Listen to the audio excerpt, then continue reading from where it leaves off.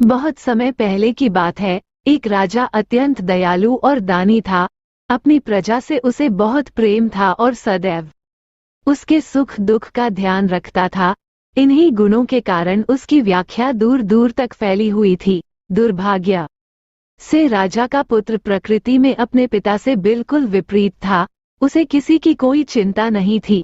उसके दुष्टतापूर्ण व्यवहार से राजा और प्रजा दोनों ही परेशान थे।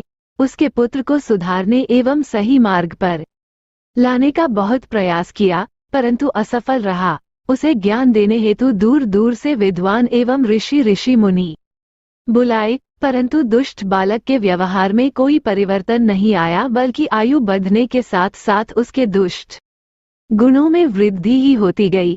सौभाग्य से एक दिन महात्मा बुद्ध भी उस राजकुमार को सही मार्ग पर लाने की चेष्टा से उसके पास आए।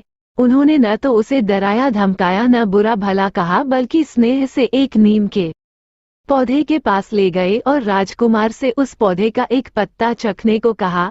नीम के पत्ते को खाने से राजकुमार का मुंह कदा हो गया और क्रोध में आकर उसने उस पौधे को उसी समय उखाड़ कर फेंक दिया। महात्मा बुद्ध ने उससे कहा, राजकुमार, तुमने पौधे को उखाड़ कर क्यों फेंक दिया? राजकुमार ने उत्तर दिया कि अभी से इस पौधे के पत्ते इतने कड़वे हैं, बड़े होने पर तो वे बिल्कुल ही विष हो जाएंगे, इसलिए इसको जंग से उखाड़ देना ही उचित है।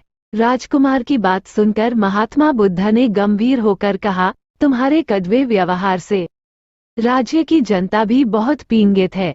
यदि तुम्हारी ही नीति जनता भी काम में ले तो तुम्हारी क्या दशा होगी। अतः यदि तुम भी कुछ नाम और यश कमाना चाहते हो तो अपने पूज्य पिताजी की भांति स्वभाव में मीठापन लाओ, प्रजा से स्नेह का व्यवहार करो और सुख दुख में उसका साथ दो।